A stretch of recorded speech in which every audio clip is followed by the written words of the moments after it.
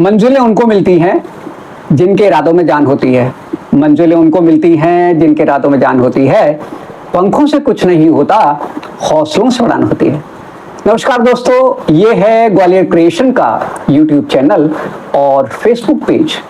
मेरा नाम प्रताप, शो का नाम खास लोग खास मुलाकात, और आज की मेहमान का नाम नेहा पटेल, जिनका ताल्लुक योग से है और इनका कहना है कि मिल ही जाएगी मंजिल चलते चलते। गुमराह तो वो हैं जो घर से निकले ही नहीं। तो दोस्तों चलिए इनसे बातचीत का सिलसिला शुरू करते हैं और योग से जुड़ी आपकी तमाम जिज्ञासाओं को दूर करते हैं। तो वीडियो को अंत तक देखिएगा और लास्ट में कमेंट भी दीजिएगा। तो मैडम, सबसे पहले अपना परिचय हमारे दर्शक साथियों को दीजिए।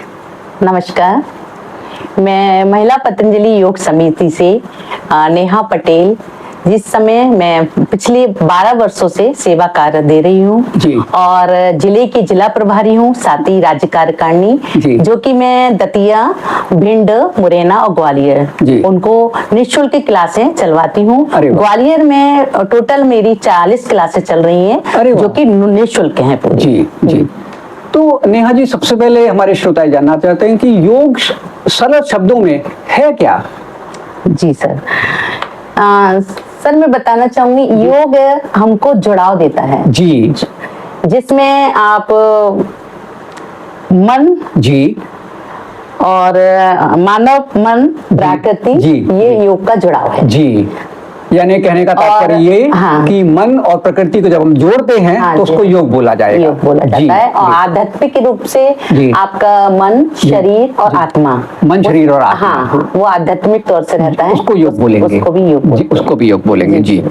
तो नेहा जी, अब हमारे साथी जानना चाहते हैं कि योग करने से फायदा क्या होगा? जी, योग करने से हमारा शरीर स्वस्थ रहता है, उसमें ऊर्जा आती है, जीवन शैली में सुधार होता है और व्यक्तित्व में जो निखार आता है वो योग के माध्यम से सर आता है। अरे वाह, अरे वाह। तो हमारे साथी योग तो शुरू कर देंगे नेहा जी आपके कहने से, लेकिन ये बताइए उन्हें सावधानियां क्या लेनी होंगी? सावधानियां सर ये रहता है कि जब हम योग के लिए मॉर्निंग में, एक तो ब्रह्म मुहूर्त जो रहता है, सुबह का मुहूर्त रहता है, 5 बजे उठ के मतलब कर लेना चाहिए। सही समय ये है। और ये 8 का 7:30 का जो टाइम रहता है वो गलत रहता है, तो नहीं करना चाहिए उस समय। और उसमें हमें खाली पेट योग करना चाहिए, सुबह फ्रेश होके गुनगुना पानी पी के प्रयोग करना चाहिए। इसके साथ ही सावधानियों में ये है कि कुछ आसन ऐसे होते हैं जो कि हमें एक्सपर्ट जो होते हैं योग के, उनके माध्यम से पूछ के मार्गदर्शन लेना जरूरी है। मार्गदर्शन के उससे, जैसे आपको बीपी हाई है तो आप कपालभाति फास्ट कर लिया तो उसमें आपको थोड़ी प्रॉब्लम आ सकती है। तो इन सब चीजों का ध्यान में रख के करें और खुले में योग करें। खुले में योग, खुले में करें। जैसे आप छत पे करें, पार्क में जाके करें, तो उसका आनंद अलग ही रहेगा। अच्छी ऑक्सीजन मिलेगी और प्रकृति से जुड़ने का मौका मिलेगा जी। नेहा जी, सूर्य नमस्कार के बारे में बताइए, बहुत सुना जाता है। हाँ जी, सूर्य नमस्कार अपने आप में एक 12 आसनों का क्रियाएं हैं, जिसमें आपके मंत्र रहते हैं, चक्र रहते हैं और आसन रहते हैं। और वैसे सूर्य नमस्कार 12 डेली हम सभी को लगाना चाहिए। एक संपूर्ण व्यायाम है जी। अच्छा नेहा जी, अब हम ये जानना चाहते हैं कि क्या अलग अलग उम्र में अलग अलग योग होता है? बच्चों के लिए अलग, युवाओं के लिए अलग, बुजुर्गों के अलग, ऐसा कुछ है क्या? हाँ सर, एक एज के अकॉर्डिंग सभी चीजों को ध्यान में रख के करना चाहिए। वर्गीकरण है जी। जी। जैसे बुजुर्ग लोग हुए, आप जैसे उनके हाथ पे कमर में दर्द है, हाथों में दर्द है, सर्वाइकल प्रॉब्लम है, हार्ट प्रॉब्लम है, तो उनको सूक्ष्म व्यायाम हाथ पैरों के करना चाहिए, प्राणायाम करना चाहिए। इसके साथ ही कठिन आसन नहीं लगाना चाहिए जी, और ध्यान करना चाहिए। तो मैं तो यही कहूंगी, जो बुजुर्ग लोग हैं अगर इतना सब करेंगे तो उनकी एज 100 साल तक रहेगी। अरे वाह, अरे वाह, अरे वाह, अरे वाह। और बच्चों का सर मैं ये कहना चाहूंगी, 7 साल तक बच्चों को फिलहाल कुछ ना कराएं। और जब उनका क्या है, शरीर का विकास होता है 7 साल तक, वैसे तो विकास काफी लंबे टाइम तक, पर 7 साल के बाद उनको हर आसन, सूर्य नमस्कार, छोटी मोटी क्रियाएं सब चालू कर देना चाहिए। सिखाया जा सकता है। सिखाया जा सकता है। जी।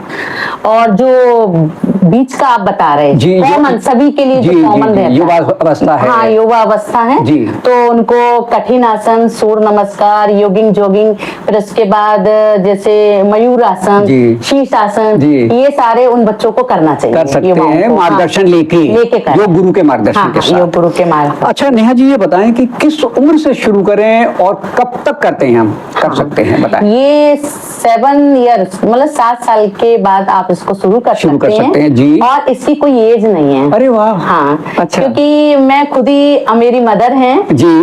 85 ईयर हैं, वो जी। आराम से सूक्ष्म व्यायाम, प्राणायाम, करती ध्यान हैं? सभी करती हैं। अरे वाह। और दोनों पूर्णतः स्वस्थ हैं। जी। हाँ जी, हाँ जी। तो उनके इसकी स्वस्थ- कोई एज नहीं होती जी, सर। जी, आप जी। अगर नीचे नहीं बैठ सकते तो आप कहीं ऊंचाई पे बैठ के भी कर सकते हैं, कोई कर दिक्कत सकते हैं। नहीं। जी। हाँ।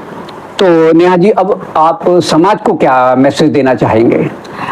समाज को सर मैं यही मैसेज देना चाहूंगी क्योंकि कल 21 जून है जी। और 21 जून मैं चाहती हूँ कि एक दिन ना हो, जी। पूरे 12 महीने हमारे 21 जून के रहें जी। और सभी लोग हर घर घर, जी। हर गांव गांव जी। योग से जुड़े और जी। स्वस्थ रहे। जी। जब हमारी, मैं खुद महिला हूँ जी। और अगर घर की महिला स्वस्थ रहेंगी जी। तो मैं पूर्णतः कह सकती हूँ कि हमारा परिवार पूर्णतः स्वस्थ रहेगा जी। और स्वस्थ परिवार ही आगे का विकास, स्वस्थ समाज स्वस्थ बनाएगा। समाज बनाएगा। जी सर। जी जी। तो नेहा जी, आपसे मार्गदर्शन लेने के लिए श्रोता किस तरह से जुड़ सकते हैं? संपर्क सूत्र क्या रहेगा? हाँ। कार्यालय का पता बताएं। हाँ जी, हाँ जी।